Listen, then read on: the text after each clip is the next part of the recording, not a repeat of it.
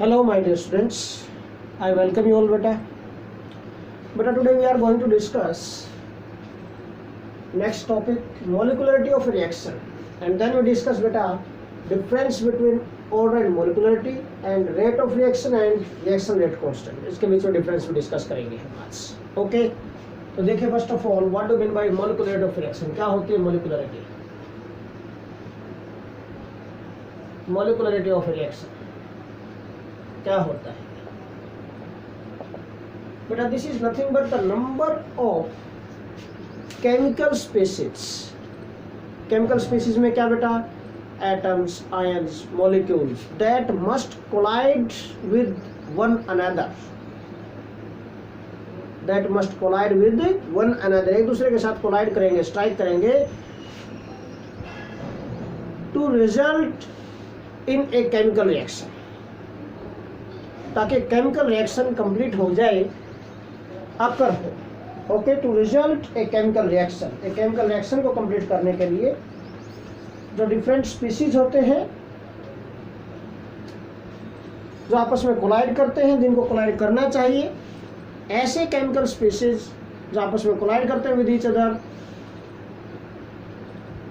so as or so that a chemical reaction takes place, then these atoms, ions or molecules, or we can say these chemical species are called molecularity. इसको molecularity बोलेंगे. total, the total number of atoms, ions or molecules, और simply हम बोल सकते हैं बेटा the number of atoms, ions or molecules. okay, देखिए molecularity क्या होगी बेटा? the number of atoms, ions or molecules that must collide with one another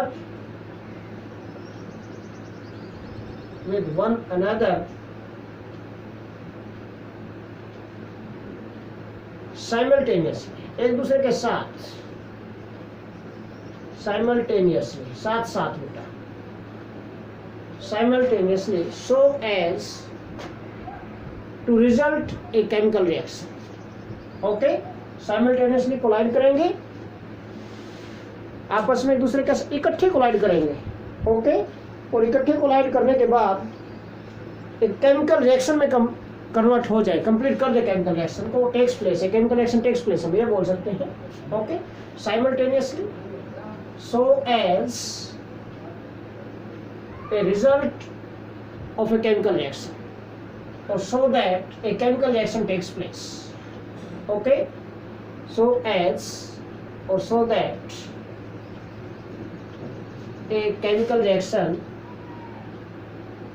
or so as to result a chemical reaction, short way में ऐसे बोल सकते हैं, so as to result a chemical reaction, so as to result a chemical reaction. छोटी से छोटी language ठीक बनाओ, is called molecularity of reaction. the number of atoms, ions or molecules mean chemical species, हम जनरल में बोल सकते हैं इनको. the number of chemical species that must collide with one another simultaneously so as to result a chemical reaction. okay, are called, or this is called बेटा molecularity of reaction. इसको molecularity बोलते हैं reaction की. Okay, तो अगर 2 chemical species combine करते हैं तो मोलिकुलरिटी 2 हो जाएगी, 3 कंबाइन करते हैं तो 3 हो जाएगी. देखो कैसे. फॉर एग्जांपल बेटा, I am going to take example. 2HI gives hydrogen plus iodine. ये देखो 2HI है, कोलाइड किया, कोलाइड करने के बाद reaction is completed and this give hydrogen and iodine बेटा. ओके, प्रोड्यूस किए.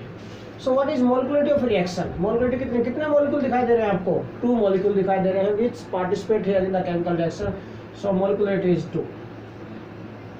मोलिकुलरिटी इज 2 हो गई मोलिकुलरिटी इसकी. ओके, तो इस टाइप से आप मोलिकुलरिटी को अंडरस्टैंड कर सकते हैं. बट बेटा एक पॉइंट मैं आपको यहाँ पर बताना चाहूँगा साथ के साथ कि बेटा रिएक्शंस 2 टाइप की होती हैं, elementary reactions and complex reactions. 2 types की रिएक्शंस होती हैं बेटा. This is example of elementary reaction. ठीक है ना, दिस इज एलिमेंट्री रिएक्शन। जो मैंने एग्जांपल लिया है elementary reaction. Okay, elementary reaction कौन सी होती है? विच टेक्स पार्ट और which complete in one step only. Okay, इसी तरह एक और एग्जांपल लेना चाहूँ O2F2, this in the same way gives O2 plus F2, dissociate हो गया O2 प्लस F2। मोलिकुलरिटी कितनी होगी इसकी? कितने मॉलिक्यूल कोलाइड करते हैं दूसरे के साथ? कोफिशिएंट देखो 1, तो मोलिकुलरिटी इज 1। मीन ये भी एलिमेंट्री रिएक्शंस है। मैंने एग्जांपल लिया है एलिमेंट्री रिएक्शंस। एलिमेंट्री रिएक्शंस कौन सी बेटा?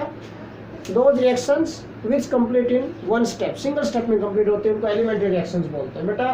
तो एलिमेंट्री रिएक्शन में तो जितने भी मॉलिक्यूल आपस में कंबाइन करेंगे, कोलाइड करेंगे, वही मोलिकुलरिटी हो जाएगी। बट अगर कोई कॉम्प्लेक्स रिएक्शन है तो उसकी ओवरऑल मोलिकुलरिटी का कोई रोल नहीं है। There is no profit of overall molecularity of a complex reaction. Complex reaction का कोई प्रॉफिट नहीं है ओवरऑल मोलिकुलरिटी का। कॉम्प्लेक्स रिएक्शन के केस में बेटा हमें उसको डिसोसिएट करना पड़ेगा इन नंबर ऑफ स्टेप्स, तब जाकर हम जो स्लोवेस्ट स्टेप होगा उसके मोलिकुलरिटी कैलकुलेट करेंगे। तो देखिए, based upon the process of completion कि how the reactions complete, reactions are divided in 2 types,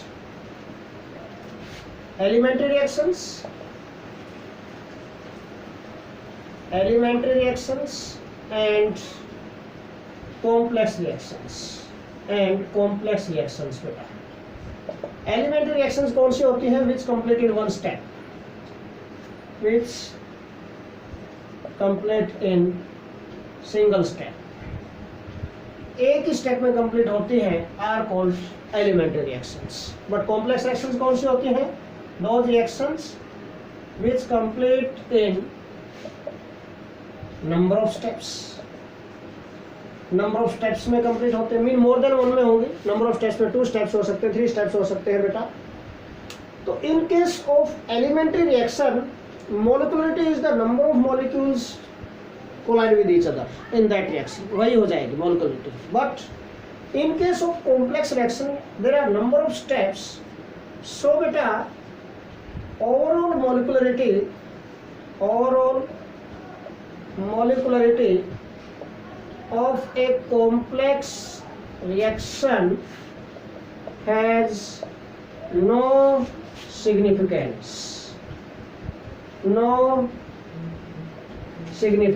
mean overall molecularity है तो कॉम्प्लेक्स रिएक्शन की उसकी कोई सिग्निफिकेंस नहीं होती है।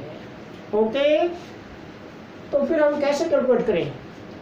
मीन सपोज भाई कॉम्प्लेक्स रिएक्शन में तो 12 आयन कंबाइन कर जाए, 13 आयन कंबाइन कर जाए, 5 आयन कंबाइन कर जाए, 7 आयन कंबाइन कर जाए, 7 मॉलिक्यूल्स कंबाइन कर जाए, वो ओवरऑल मोलिकुलरिटी है, इट हैज नो प्रॉफिट और नो सिग्निफिकेंस। बट तो फिर उस रिएक्शन की मोलिकुलरिटी कैसे कैलकुलेट करें? उसको पता करना पड़ेगा हमें कि कितने स्टेप्स में कंप्लीट होती है। And a series of steps taking place in a complex reaction, that is called mechanism of the reaction. Mean हमें मैकेनिज्म जानना पड़ेगा उस रिएक्शन का। Mechanism is nothing but path followed by the reaction. Mean for such reaction we have to know its mechanism. For such reaction we have to check it's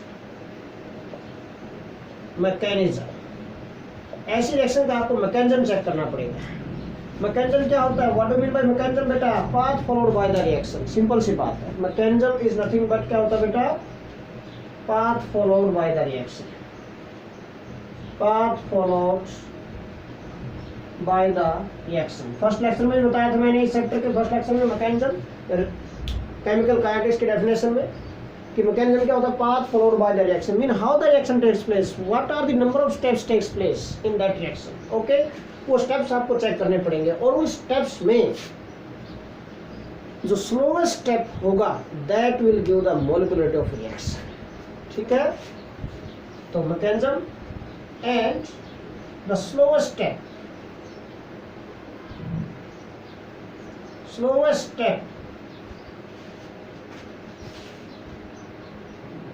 is the rate determining step of the reaction. Is the rate determining, किसी भी reaction का rate आपको determine करना बेटा, तो जो slowest step होता है is the rate determining step of A reaction. किसी भी रिएक्शन का जो स्लोएस्ट स्टेप होता है that is rate determining step of the reaction, वो उसका रेट डिटरमिनिंग स्टेप होगा। ओके, सिंपल सा पॉइंट है बिल्कुल, ठीक है। तो slowest step rate determining step है। तो अगर मॉलिक्यूलरिटी आपको कैलकुलेट करनी है फिर तो आप क्या क्या चेक करेंगे, आप स्लोएस्ट स्टेप चेक करेंगे। In such reaction, in complex reaction, the number of molecules taking part in slowest step is the molecularity of the reaction. So क्या होगा बेटा, इसके लिए फिर क्या होगा, सो इन ए कॉम्प्लेक्स रिएक्शन क्या होगा बेटा, फिर the number of molecules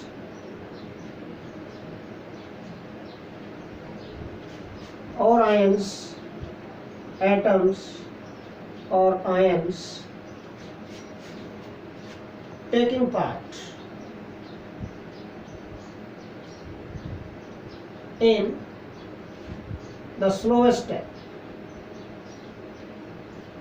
in the slowest step is the molecularity of reaction, molecularity of reaction। उस रिएक्शन की, कॉम्प्लेक्स रिएक्शन की मोलिकुलरिटी कैसे कैलकुलेट करेंगे, this is given by the number of molecules, atoms, ions जो भी है taking part in the slowest step of the reaction।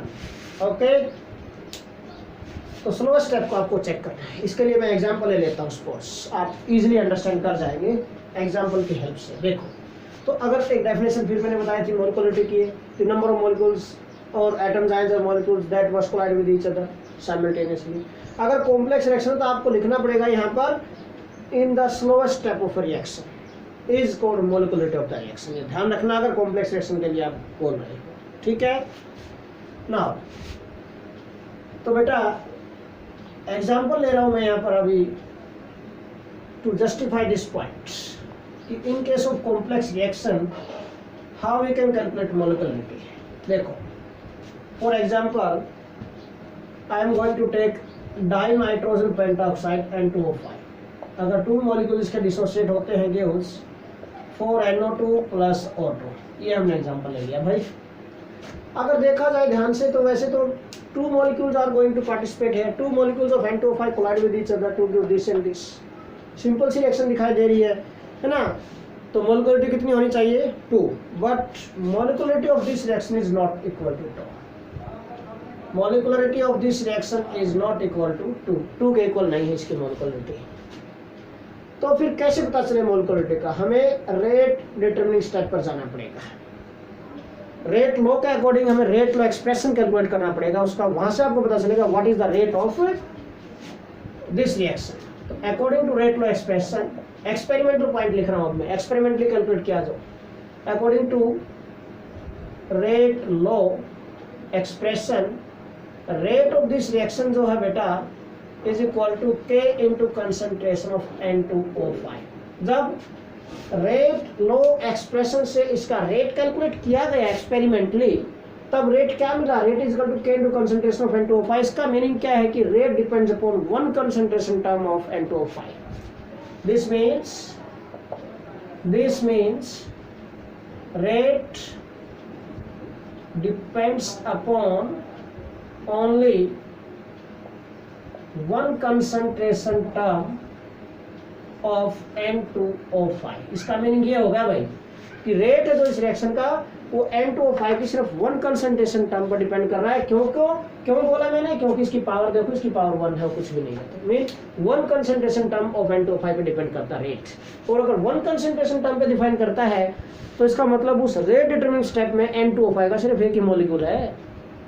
Understand क्या point, ठीक है। तो रेट डिटरमिनिंग स्टेप देखो कौन सा होता है, slowest step of the reaction. Okay, तो इसका मतलब हमें इस रिएक्शन का मैकेनिज्म लिखना पड़ेगा। So we can divide this reaction in 2 steps. क्या मैकेनिज्म होगा इसका, मैकेनिज्म से आपको पता चलेगा। फर्स्ट N2O5 हैज डिसोसिएट होकर क्या देता है, स्टेप फर्स्ट मैंने बना लिया इसका, गिव्स NO2 + NO3। सी है ये डिसोसिएट हुआ तो NO2 और NO3 बने हैं। इस फाइनल रिएक्शन में देखो, मेन रिएक्शन में NO2 है, यस ये रहा, NO3 है, नहीं है। इसका मतलब ये इंटरमीडिएट है, this is intermediate. This is intermediate.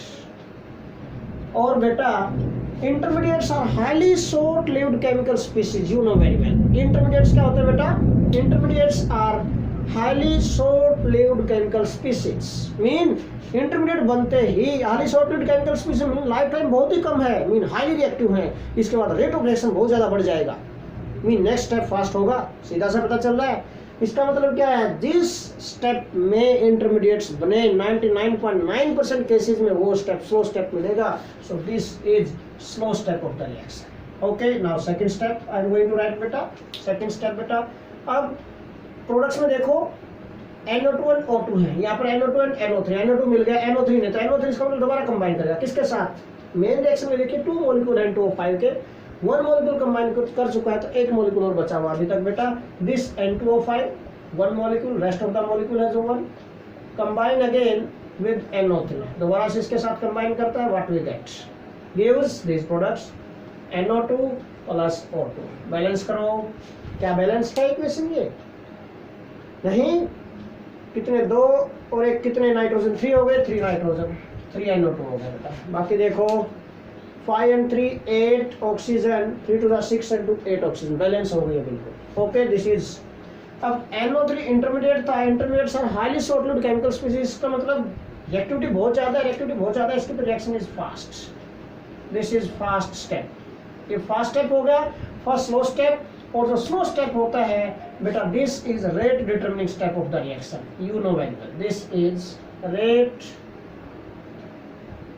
Determining step of the reaction. इस रिएक्शन का जो रेट हम डिटरमाइन करेंगे वो इस स्टेप के हेल्प से करेंगे। चेक करके देखो कितने मॉलिक्यूल पार्टिसिपेट कर रहे हैं, 1 मॉलिक्यूल पार्टिसिपेट कर रहा है स्लो स्टेप में, और देखो 1 कंसंट्रेशन टर्म या रेट में बिल्कुल वेरीफाई हो गया पॉइंट। सो मॉलिक्यूलरिटी कितनी हो गई इसकी? So molecularity is 1, molecularity of this reaction is 1, जिसमें आपको दिखाई दे रही थी कि 2 है, मॉलिक्यूलरिटी 2 नहीं है इसकी मॉलिक्यूलरिटी 1 मिली। कहाँ से चेक करना है? मीन अगर कोई भी कॉम्प्लेक्स रिएक्शन, मैं बार बार बोल रहा हूँ, overall molecularity of a complex reaction has no utility, has no importance, has no significance. ऐसे केस में आपको उस रिएक्शन का मैकेनिज्म देखना पड़ेगा, एंड इन द मैकेनिज्म बेटा we have to check slowest step of that reaction. Slowest step is the rate determining step of the reaction. Slowest step मिलते ही उसमें देखो कितने मॉलिक्यूल कंबाइन कर रहे हैं, कितने मॉलिक्यूल कोलाइड करते हैं रिएक्टेंट्स के, that is the molecularity of that complex reaction. Okay, इस टाइप से आप मॉलिक्यूलरिटी कैलकुलेट कर सकते हैं। क्लियर है पॉइंट? नाउ आगे चलते हैं बेटा। इसी से रिलेटेड मैं छोटा सा एक न्यूमेरिकल भी कर लेता हूँ। ये लगे हाथ, यहाँ पर ये न्यूमेरिकल लिखा हुआ मैंने, इसी से रिलेटेड बेटा। देखिए नाइट्रिक ऑक्साइड है जो reacts with hydrogen to give nitrogen and water. Statement पढ़ रहा हूँ मैं यहाँ से। नाइट्रिक ऑक्साइड रिएक्ट करता है, reacts with hydrogen to give nitrogen and water, nitrogen N2 और water देता है according to this reaction दे दी है। ओके, इसके बाद इससे आगे क्या बोला जा रहा है बेटा? The kinetics of this reaction is explained by the following steps। ये steps है kinetics, इसका जो एक्सप्लेन किया है रिएक्शन का, this is explain by these following steps. In steps की हेल्प से इसका काइनेटिक्स एक्सप्लेन किया गया है। ओके, ये भी बता दिया आपको, स्टेप 1 स्टेप 2 दोनों दे दिए हैं आपको यहाँ पर। ओके, ठीक है। स्टेप 1 क्या है? 2NO plus H2 to give N2 plus H2O2, this लिख दिया गया इस पर, this is slow step. And second step is बेटा H2O2 plus H2 to give H2O, this is fast step. What is the predicted rate law? Predicted rate law क्या होगा? अभी मैंने कहा था आपको कि जो स्लोएस्ट स्टेप होता है, यू नो वेरी वेल बेटा, slowest step is the rate determining step. As slowest step is the rate determining step of the reaction. किसी भी रिएक्शन का रेट डिटरमिनिंग स्टेप क्या होता है? स्लो स्टेप होता है। सो प्रिडिक्टेड रेट क्या होगा? मीन यहाँ से आपको नंबर ऑफ मॉलिक्यूल्स पता करने हैं, अगर मोलिकुलरिटी इस रिएक्शन के आपसे पूछी जाए कि this is what is the molecularity of this reaction, यहाँ से दिखा जाए 2 + 2 कितने 4, बट स्लो स्टेप में देखो 2 and 1 कितने 3 मॉलिक्यूल्स। तो अगर इसकी मोलिकुलरिटी आपसे पूछे तो molecularity of this reaction is 3। Molecularity of reaction, complex reaction है, इसकी मोलिकुलरिटी कितनी है बेटा 3 है इसकी molecularity. Molecularity of this reaction is 3। Okay, now एक और point, but what is rate law, predicted rate law. Rate law क्या होगा, रेट लॉ एक्सप्रेशन क्या बनेगा। रेट लॉ एक्सप्रेशन मीन आपको रेट लिखना है इसके लिए, तो रेट लॉ एक्सप्रेशन के अकॉर्डिंग रेट क्या होगा इस रिएक्शन का, दैट इज के into concentration of NO। NO कितने 2 कंसंट्रेशन टर्म पार्टिसिपेट करते हैं, हाइड्रोजन की 1 कंसंट्रेशन टर्म पार्टिसिपेट करती है। So this is rate law और we can say predicted rate law for this given reaction. Simple, बिल्कुल इजी। मोलिकुलरिटी कितनी 3 इसकी, नॉट 4, 3 मोलिकुलरिटी स्लोएस्ट स्टेप में जितने मोलिक्यूल पार्टिसिपेट किए हैं, and this is predicted rate law. इस टाइप से आप सोल्व कर सकते हैं, बिल्कुल इजी पॉइंट है। Okay, now we are going to discuss some differences here beta. Difference between order and molecularity, order and molecularity। एक और पॉइंट मैं आपको बता देता हूँ बेटा, मैक्सिमम वैल्यू ऑफ मोलिकुलरिटी 3 होती है, 3 से ज्यादा नहीं हो सकती मोलिकुलरिटी किसी भी रिएक्शन की। 3 से ज्यादा मोलिक्यूल कोलाइड ही नहीं कर सकते simultaneously according to collision theory. ठीक है, कोलिजन थ्योरी के according maximum 3 molecules can collide simultaneously with each other for a reaction. Okay, तो mean maximum value of molecularity क्या होती है, दैट इज 3 होती है, 3 से ज्यादा नहीं जा सकती। और देखो हमने इस न्यूमेरिकल में भी कैलकुलेट किया, मैक्सिमम वैल्यू यहाँ पर 3 ही गई है, 4 दिखा रहा था वो 4 नहीं बेटा, मैक्सिमम मोलिकुलरिटी 3 मिलेगी आपको। 3 से ज्यादा किसी भी कोई भी कॉम्प्लेक्स रिएक्शन हो, कैसी भी हो, ध्यान रखना हमेशा मोलिकुलरिटी कभी भी 3 से ज्यादा नहीं जाएगी किसी भी रिएक्शन की, हमेशा मैक्सिमम वैल्यू 3 होगी मोलिकुलरिटी की। ठीक है, नाउ तो we are going to discuss differences between order and molecularity, and then we discuss बेटा rate of reaction and rate constant. इनमें हम डिफरेंस डिस्कस करेंगे। ओके, देखिए first of all difference between order and molecularity, इनमें difference हम करेंगे discuss. देखिए order and molecularity, first difference we are going to discuss order and molecularity. इनमें हम डिफरेंस डिस्कस करते हैं बेटा। ऑर्डर एंड मोलिकुलरिटी में देखो क्या डिफरेंस हो सकते हैं। ऑर्डर एक एक तो डेफिनेशन बता दो दोनों की। ऑर्डर क्या होता है बेटा, simple point, this is nothing but the sum of the powers of concentration terms present in rate law expression, है ना। क्या होता है बेटा, order is sum of powers of concentration terms, और मोलर concentration terms हम बोल सकते हैं, powers of molar concentration terms,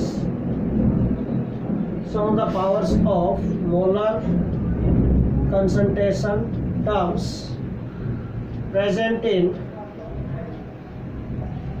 rate law expression.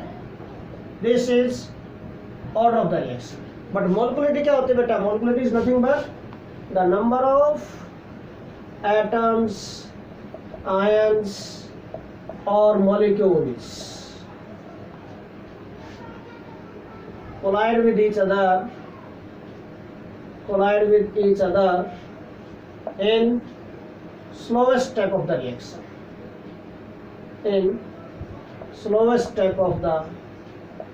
Reaction के स्लोएस्ट स्टेप में जो नंबर ऑफ मॉलिक्यूल्स, एटम्स और आयंस कोलाइड करते हैं, दैट इज कॉल्ड बेटा molecularity of the reaction. Second point क्या हो सकता है बेटा, जो ऑर्डर है it may be whole number,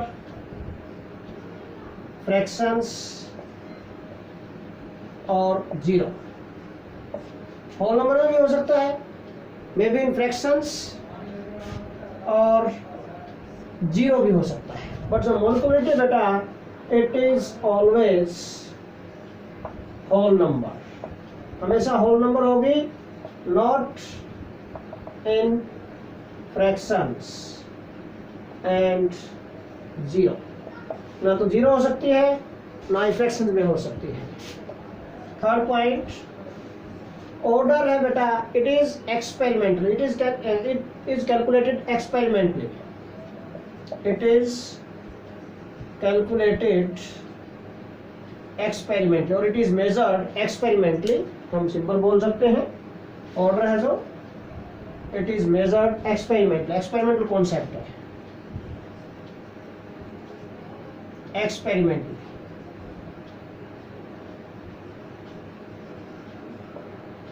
it is measured experimentally, but ये क्या है, it is calculated theoretically, it is calculated theoretically simply by adding atoms, ions or molecules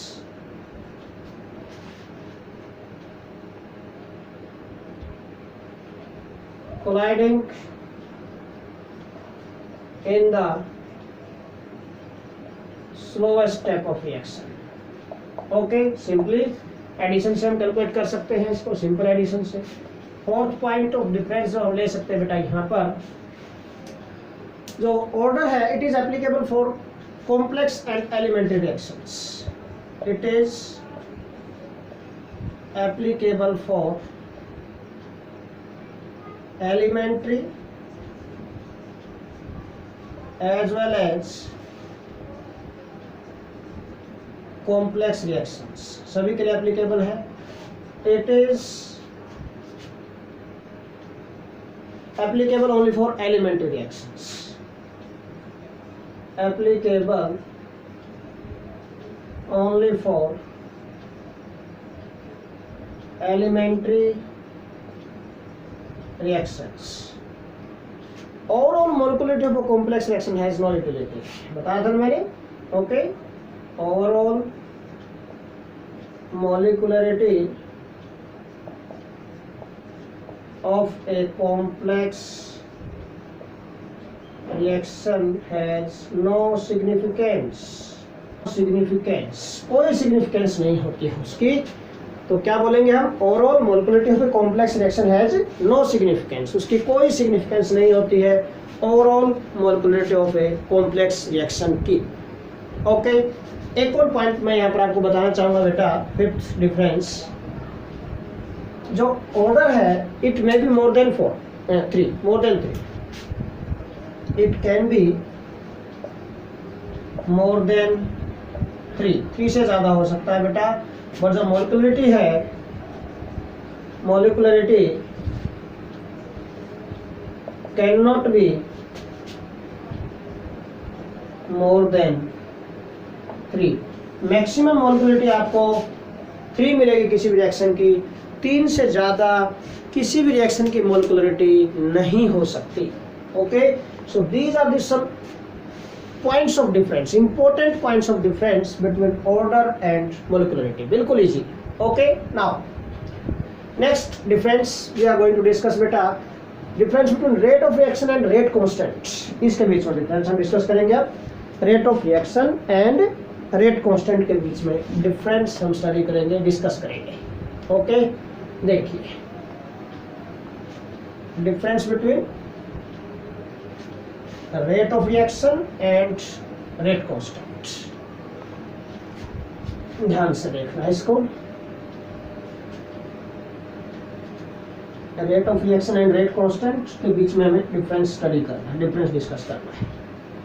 देखिए बेटा कैसे होगा, बिल्कुल इजी है, कुछ भी नहीं है।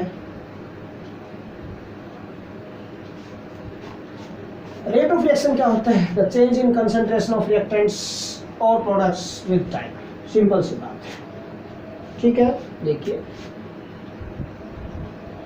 Rate of reaction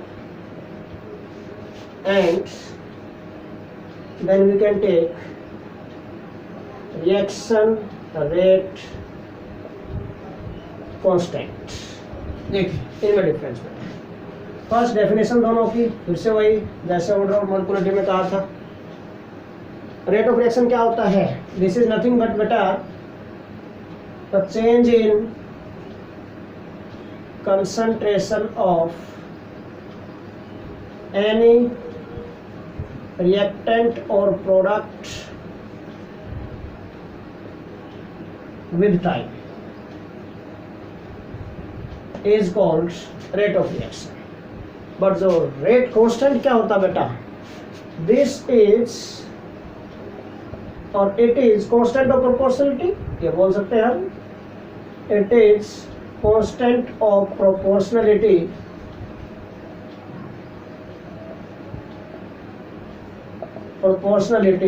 constant of proportionality होता है first point, and equal to rate of reaction when concentration of reactants become unity. Okay, and equal to the rate of reaction when concentration of reactants becomes unity. जब unity हो जाए, one हो जाती है, उस time पर ये rate के इक्वल होता है। इसको ऐसे डिफाइन कर सकते हैं। सेकंड पॉइंट फिक्स हो गई, यहाँ पर कंसंट्रेशन यूनिटी हो गई रिएक्टेंट्स की। मीन ये किस पर डिपेंड करता है? Rate depends upon concentration of the reaction. It depends upon concentration of reactants, or we can say initial concentration of reactants. It depends upon initial concentration, or simply हम बोल सकते हैं depends upon concentration. Okay, initial concentration of reactants. It इस पर depend करेगा। It is independent to concentration of reactants. ये reactants की concentration की independent होता है। क्यों? क्योंकि जब इसको डिफाइन करते हैं उस टाइम तक concentration फिक्स हो जाती है, यूनिटी हो जाती है, तो independent to concentration of reactants। Third point हम ले सकते हैं बेटा यहाँ पर यूनिट्स इसकी। इट्स यूनिट्स आर क्या है? मोल कंसंट्रेशन अपॉन टाइम होता है ना, mole litre inverse time inverse, ये होंगे इसके यूनिट्स। और इसकी जो यूनिट्स होंगी बेटा, इट्स यूनिट्स डिपेंड अपॉन, इस पर डिपेंड करेंगे बेटा order of reaction. Its unit depends upon, it units depend upon order of reaction. Reaction के ऑर्डर पर डिपेंड करेंगे इसके यूनिट्स। ओके, ये कुछ इंपॉर्टेंट पॉइंट्स ऑफ डिफरेंस है बेटा between order and A molecularity. So this is all about today's lecture. Thanks a lot बेटा।